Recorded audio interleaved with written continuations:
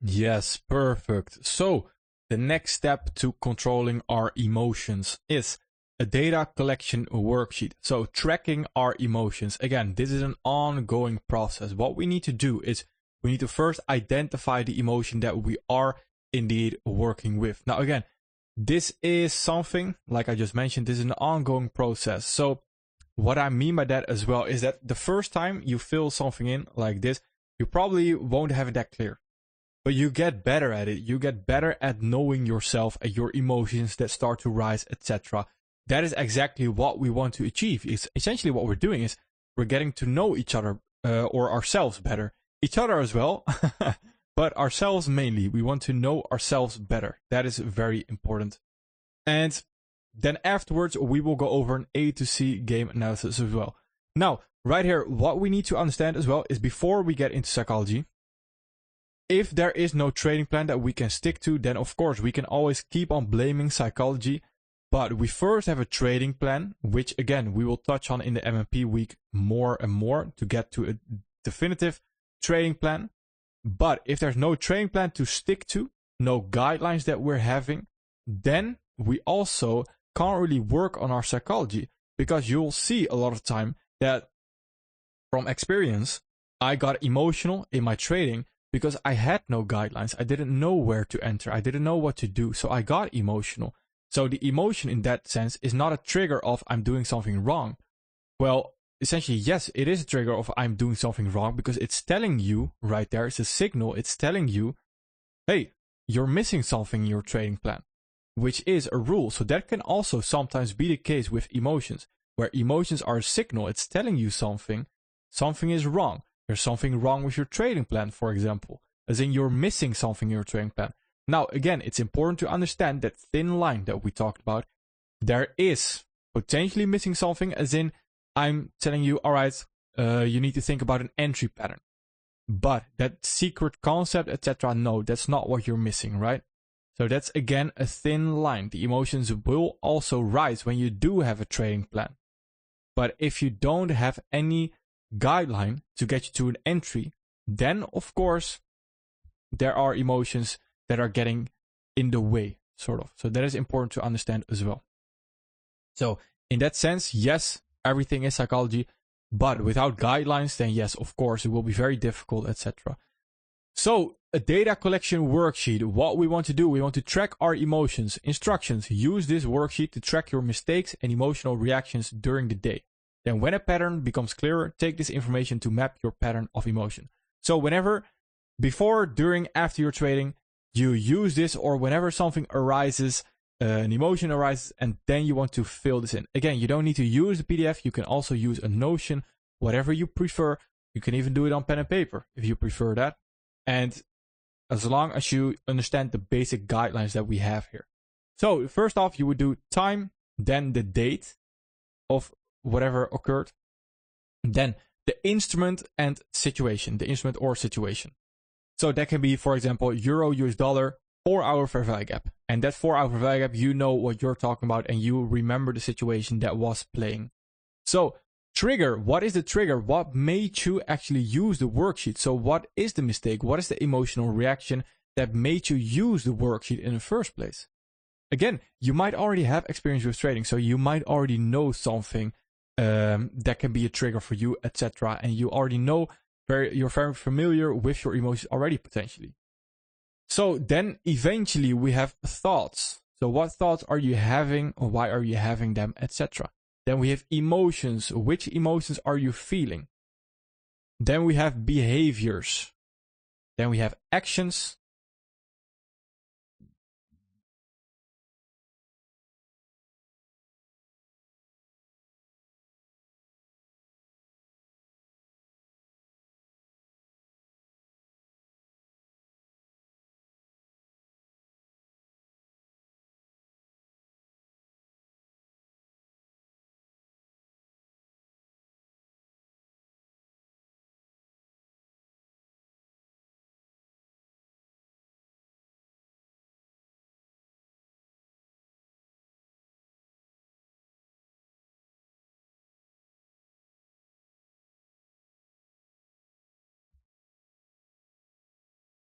Then for our emotions, it is also important to understand that the 5 errors that you also saw in the Notion was we have greed, fear, anger, confidence, and discipline. Those are the 5 things that we want to focus on. So again, greed, fear, anger, confidence, and discipline. Those are the 5 that we focus on. Then we have behaviors. So certain behaviors that you are noticing, all right, maybe I am sort of, I'm more so lifting my feet. I'm getting very energetic, like there's something wrong. I'm tapping with my fingers on my desk, like something is happening. Something in your behavior is changing. Then we have actions. So with actions, what actual actions are you taking? So for example, now you are suddenly flicking through pairs because something happened before that. Maybe you took a loss or something when you're forcing a trade ID on a whole different pair that you didn't even decide to trade for that day. Then we have change in decision making. So what is changing? What is not in the trading plan? For example, you now all of a sudden take a turtle soup entry, which was not in the trading plan. Then we have change in market perception. So how are you perceiving the market in that moment? For example, when you came into the market, it was fine. And all of a sudden, when you took a loss, you almost feel like the market is out to hunt you. The market is out to get you. And that is, of course, a very dangerous thought if you constantly think like that. So what is the change in market perception? And that is as well linked to change in market perception. So how do you view the market right now? Maybe when you're staring at a chart for a very long time, you of course will force an ID. So your perception also changes.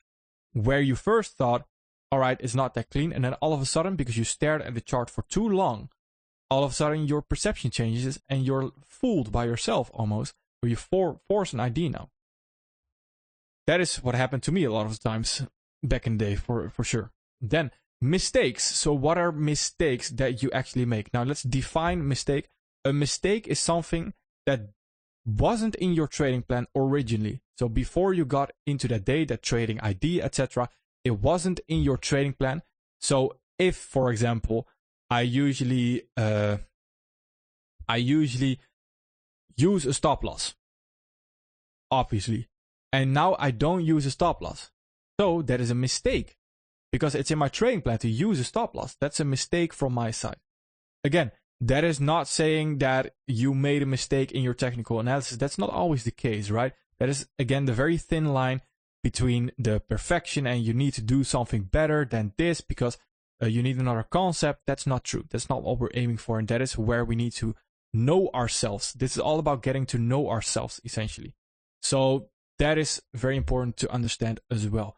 And you can use this throughout the day, throughout your trading day, etc. Whenever there's emotion coming up, then use this. And then we can identify either greed, fear, anger, confidence, or discipline. And usually they are very closely linked to one another. So, for example, anger can lead to fear eventually.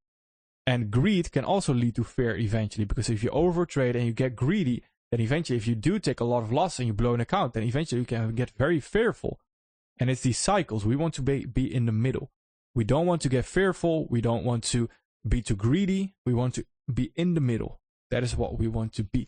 All right, then we have the A to C game analysis. So if I open that, yes, perfect. So here we have the A to C game analysis. Now, first, let's define an A to C game analysis. I would love for you to both go over the data collection worksheet yourself, so fill it in, and also fill in your own version of the A to C game analysis. Now, again, first it will be difficult, right? You don't really know what your A game is. You don't really know what your C game is. So take your time. This is, again, an ongoing process. This is not something you do one day and all of a sudden it's done. No, you constantly do it. You need to be at your A game constantly. You need to be at your best constantly.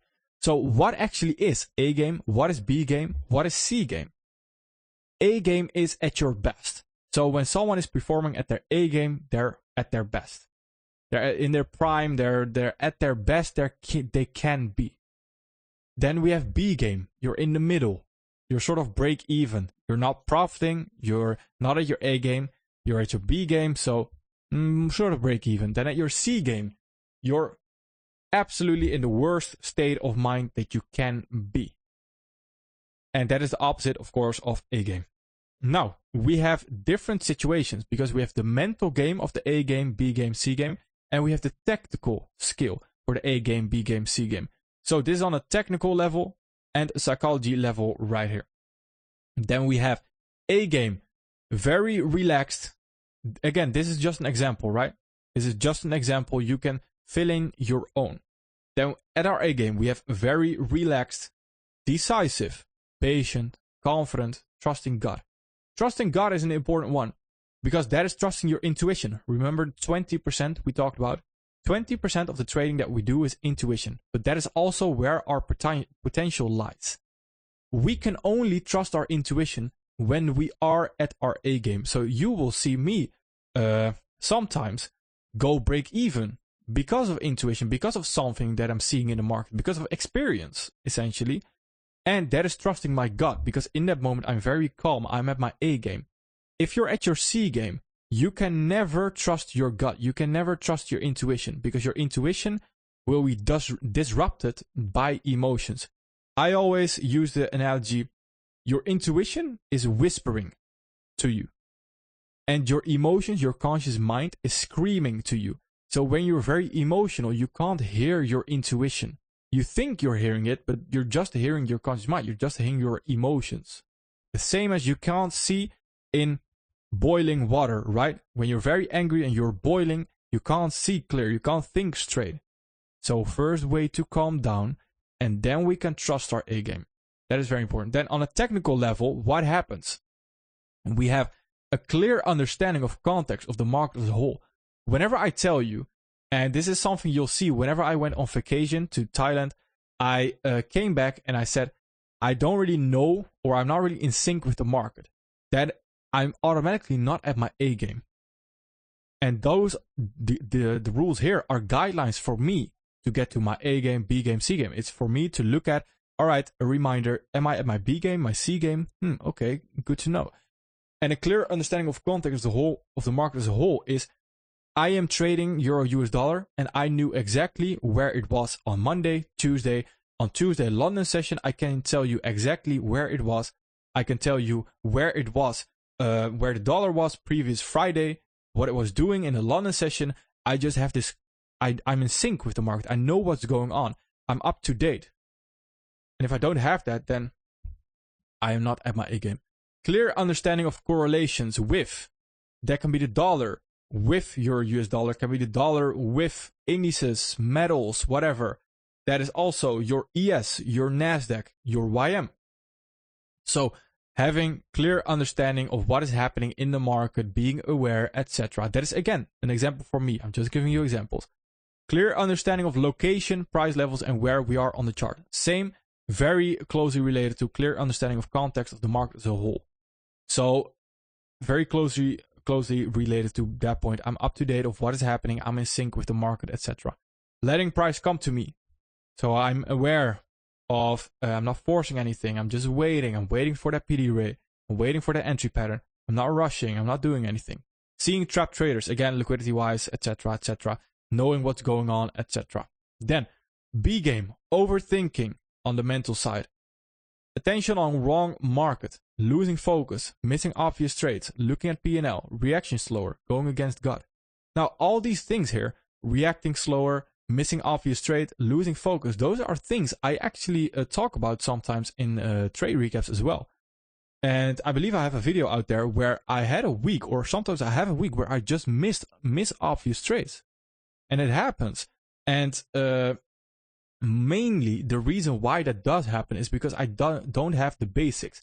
I don't have the foundation set. I'm not sleeping well enough. I'm not eating the food I was supposed to eat.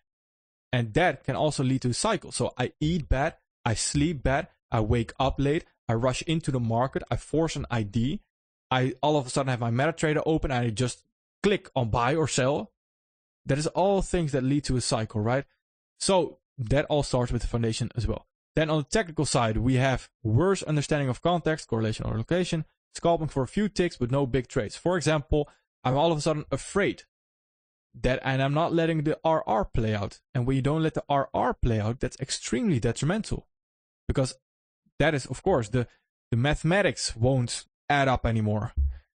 Not aware enough to sit out or pick my spots. So, knowing your high probability and low probability conditions at all times.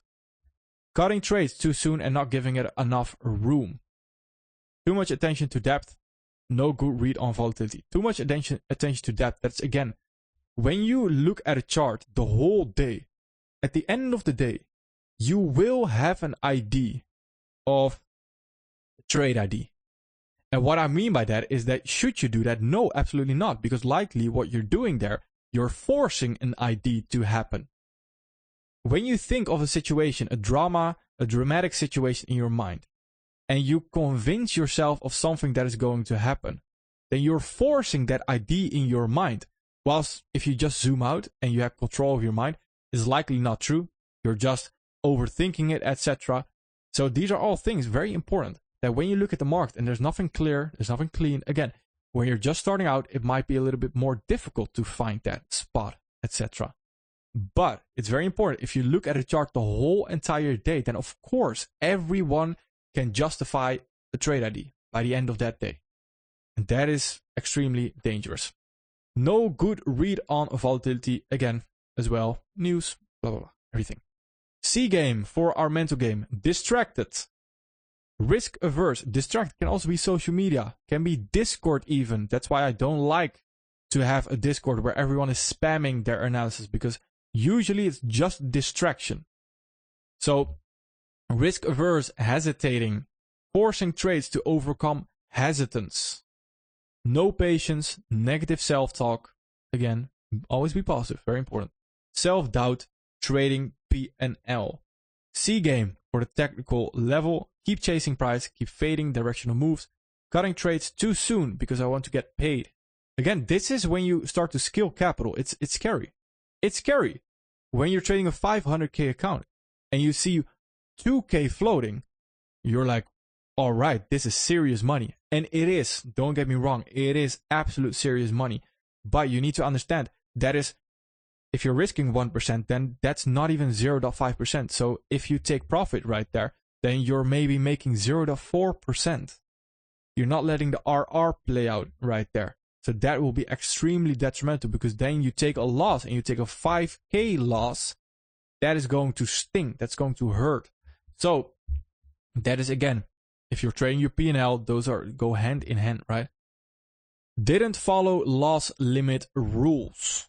I think it speaks for itself. Making impulsive trades because I'm overreacting to one element. Scaling without planning for price going against me.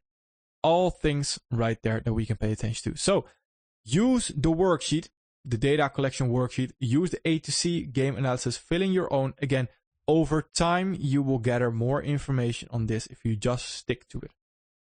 All right. And then tomorrow we will touch on the next thing that we need to know. Perfect. Thank you.